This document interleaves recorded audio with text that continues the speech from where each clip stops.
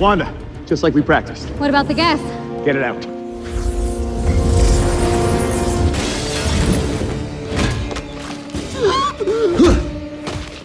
This is Peter Rosenthal, head film critic for The Onion.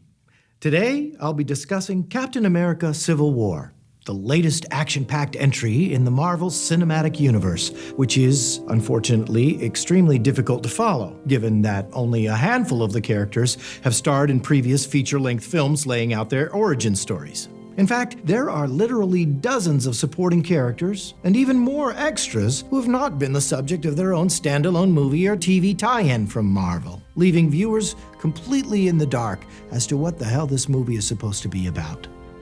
Drawing together Iron Man, Captain America, Spider-Man, Ant-Man, and Winter Soldier in a climactic battle, Civil War certainly features some characters that will be familiar to moviegoers. Yet, how am I supposed to understand what's going on when nearly every scene features peripheral characters without their own individual franchises to flesh out their motivations and backstories? Just look at this mysterious extra in the black hat and leather jacket eating something. I don't know about his past or what side he's supposed to be on. Does he have a longtime nemesis?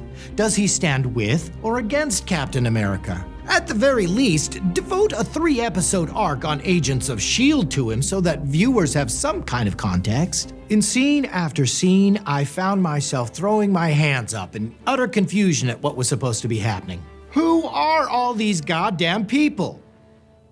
Of course, there are moments in Civil War that hold together, if only briefly. For instance, here's Captain America. You know who he is from the past Captain America movies and Avengers films. But now look, who is this SWAT officer that Captain America drop kicks off the top of a truck? Seriously, who the hell is he? Just one feature film depicting his childhood could capture what makes him tick, or how his struggles growing up led to his decision to join the police force and eventually climb up on a vehicle to oppose Captain America.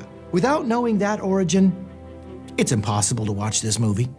There have only been 12 previous movies released leading up to Civil War. That's a mere 1,500 minutes of origin stories. And it's baffling to me how Marvel could fail to see that this would be grossly inadequate for laying out the background of even the major characters in this film.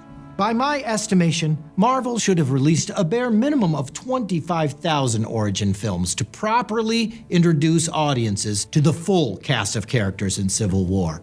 And while they may have dropped the ball this time, one can only hope that their production team is already hard at work ensuring each and every one of these movies is out in theaters before the release of Avengers: Infinity War in 2018.